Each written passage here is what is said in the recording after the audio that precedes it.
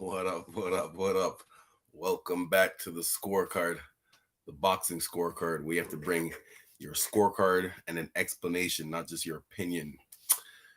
Yes, last night we had a big match between Gervonta Tank Davis versus Rolando Romero. Um, I don't think I've been this excited for a 9-1 favorite. Davis was actually a 9-1 favorite to win this fight. Normally under normal circumstances, those were the betting odds, 9-1. That's a big gap. Now, most of the time, people wouldn't even you know uh, uh, uh, um, get that excited for such a big gap in the difference. But however, Rolly did a very good job of selling himself. He really talked his way into this position. Rolly Romero, who only started boxing about less than 10 years ago, put on a pair of gloves for the first time less than 10 years ago. He only had 8 amateur fights, only 16 pro fights, and already finds himself in the biggest fight of his life at the professional level less than 10 years after putting on a pair of boxing gloves for the first time. So much respect to him for his quick rise to this position. Um, with that being said, well, a little background on Rolly. He is a hard puncher. His record going into this fight was 14 wins. Oh no, sorry, he had 16. He had 16 fights, 14 wins by knockout. Um, this was his first loss, and first loss and first devastating loss. Gervonta Davis came into the fight 26-0 with 24 knockouts. So both of these guys had power. Gervonta Davis's skill level, even though he's obviously known as a power puncher from judging by his record, his skill level, his boxing skill level is still up there.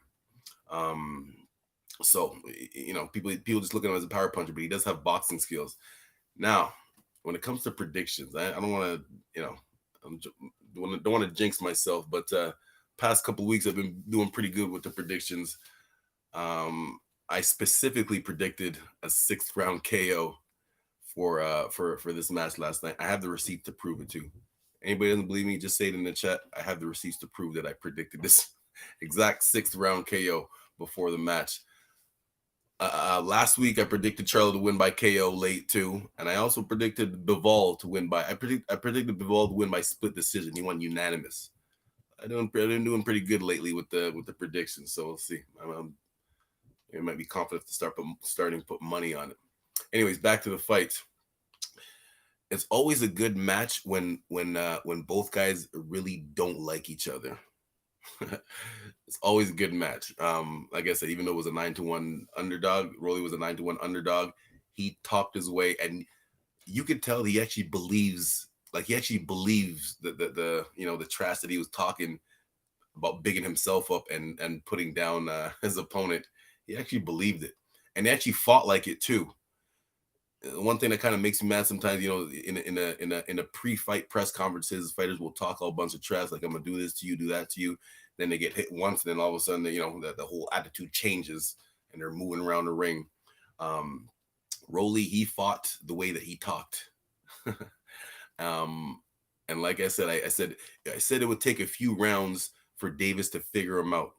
Rolly predicted a first round knockout. Obviously that didn't happen. And after the first round, you saw Davis go up to him and said, what happened to that first round KO that you predicted? So it was a good fight, man. Like I said, it's always a good fight when both guys really don't like each other. Now, let me actually talk about the scorecard, which is what you're here for.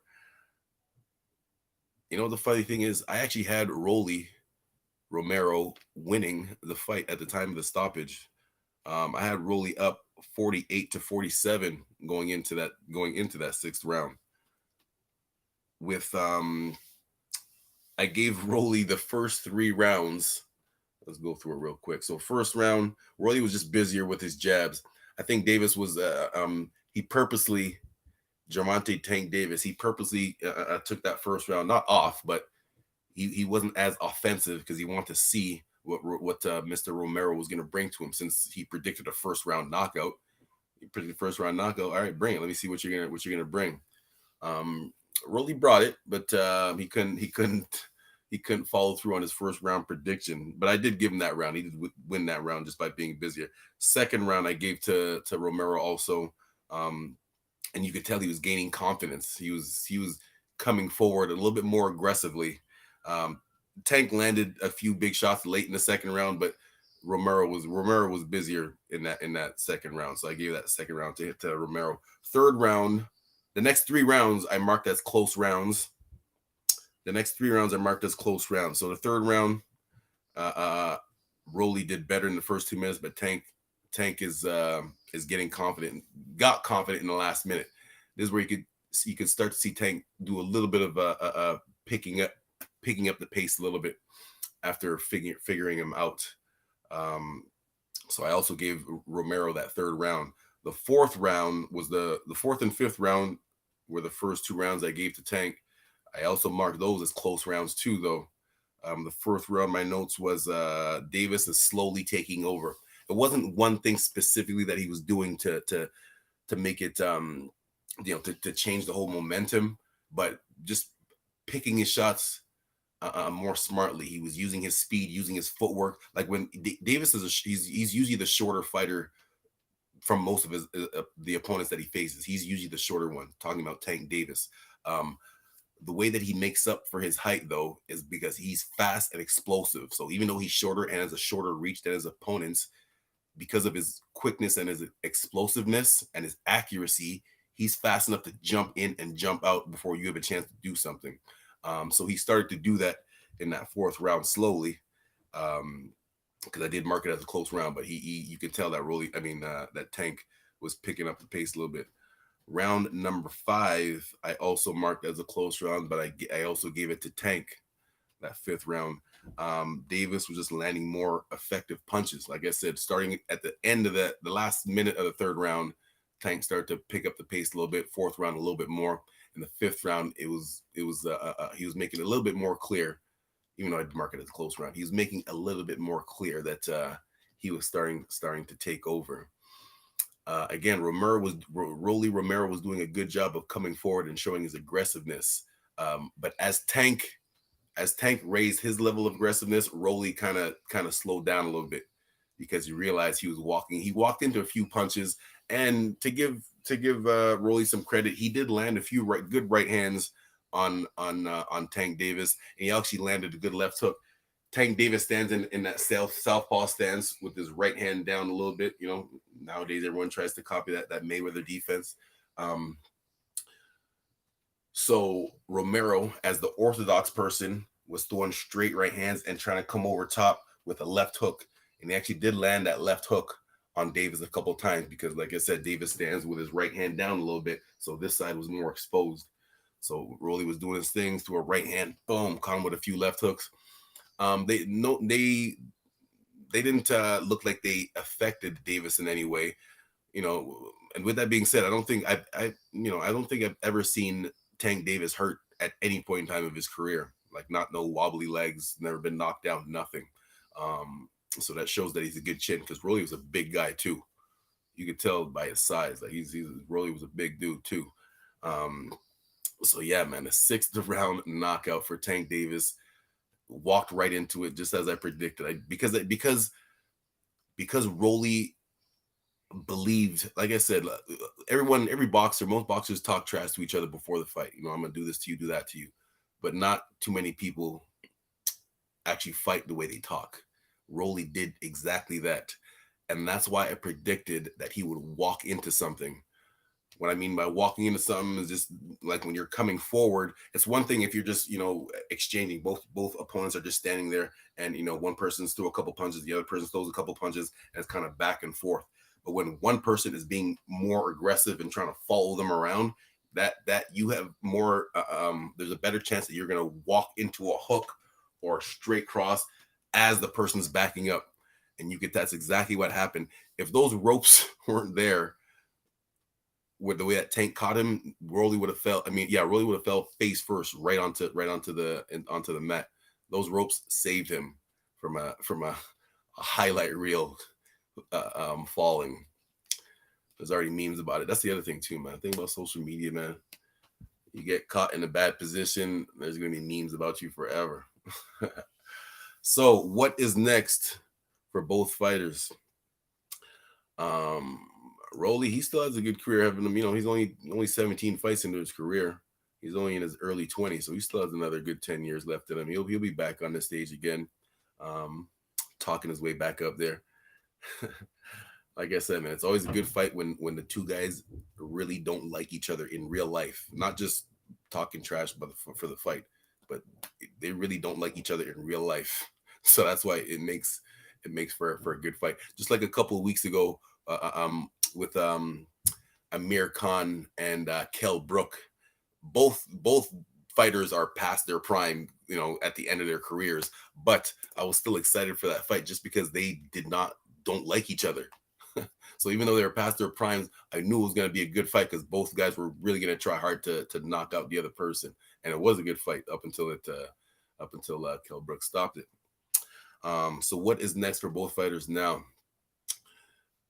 Davis, he's that 135, 130, 130 pounds, 135, and 140-pound divisions are hot right now, especially that at that 135, the middle of those two. From everyone, man. An interesting fight that I like to see next. There's a few of them, There's a few of them. I need someone to shut Ryan Garcia up. This guy turned into a social media boxer. He hasn't fought. He fought a couple weeks ago. Some guy I never heard of, and even before that, he's more known for his social media presence than his boxing ring presence. So I hope, and he's pretty popular in social media, so that it would be a good. Financially, it would be a good match to put together with Ryan Garcia and Tank Davis. And I predict another devastating knockout by Tank on Ryan Garcia. That same left hook that Luke Campbell dropped Garcia with. If that's Tank Davis, you ain't getting up from that because Tank has real power. So that goes from there. Bunch of guys at that 135-pound division. Interesting talks from my boy Shakur Stevenson, who I believe, like I said, is the future of boxing. They asked him about the Tank fight, and he said, "Oh yeah, Tank's a good fighter, but he don't want to get in the ring with me." So I found that very interesting. I was, even though I'm a boxing, obviously I'm a boxing fan, boxing coach. Part of me, I'm too involved in the sport to look at it from a fan's perspective. What I mean is sometimes, like, I don't like it when two guys I like have to fight each other. Obviously for the fans, they want to see the best fight the best, but just for me personally, if it's two guys that I really like personally, I don't want to see them have to fight each other and one person have to take the loss. That's just me personally. But with that being said, Shakur Stevenson and Tank Davis would be very interesting for the future. What up, Ray? Ray, please. Oh, Ray, can you please confirm that I did specifically predict a 6th round KO for Tank Davis in this fight? I see you in the chat there. Please confirm this, because I know people probably think I'm just saying it. It's easy to say that after the fight that you did it. I see you in the chat there, Ray, but can you please confirm? Let the people know that I specifically predicted a 6th round KO for Tank Davis. And I actually wrote it in your chat on your YouTube channel. All right. Yeah. So there's written proof of it. Yes, you did. Thank you very much, Ray. So yeah, man. What other fights we got for at that 135-pound division? Teofimo Lopez says he's moving up to 140 after losing to George Kambosos a few weeks ago. And then next week we have Devin Haney versus George Kambosos. I'm very excited for that fight. A little bit of controversy with that one. Devin Haney's dad and coach, I can verify that too. Thank you, Vinny Ali. Yes. What's that? You say Rolando would walk into that shot. I think Kambosos Jr. beats Haney. Yep. Yeah, I was just getting on to that. Whoa. You think Kambosos beats Haney? I've been hearing a lot of people say that.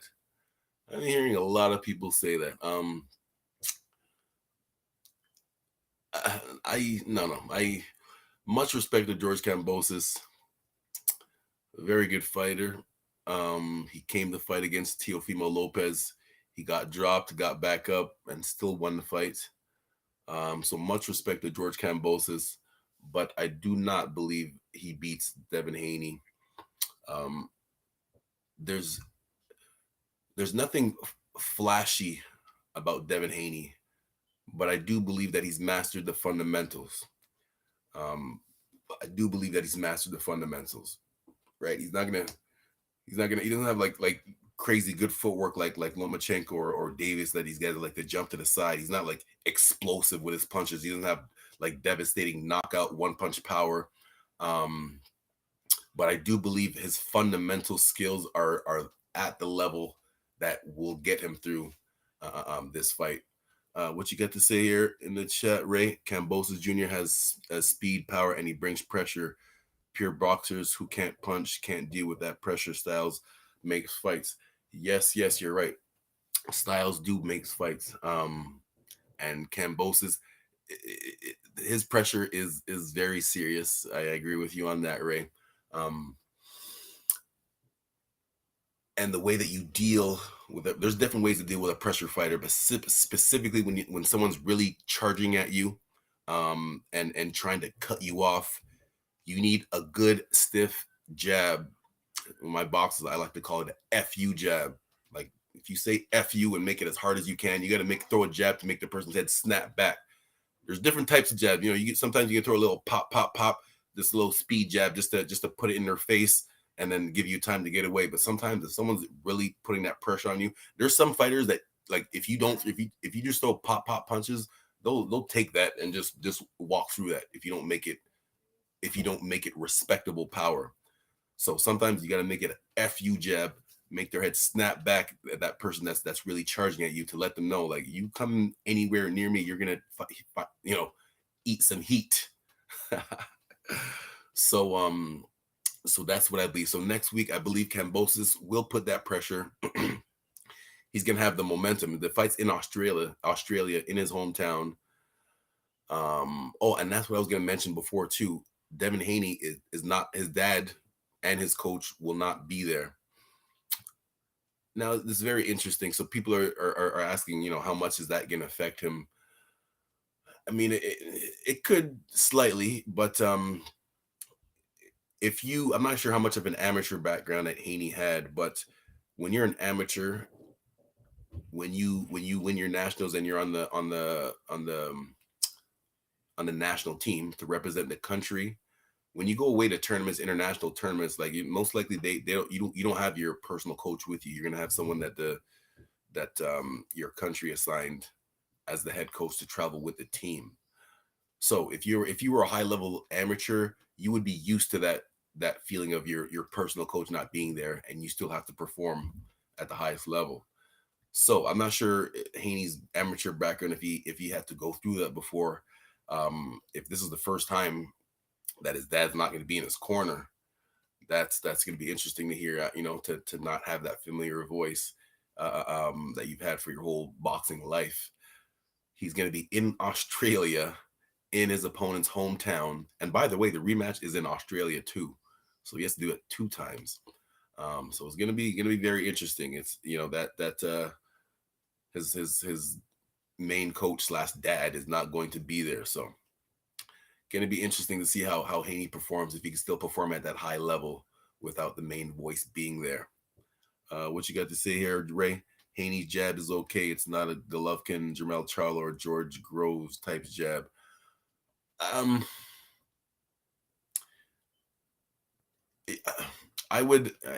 hear what you're saying. The reason why I say it is because he uses his jab very effectively, and I haven't seen any boxers, take advantage of that.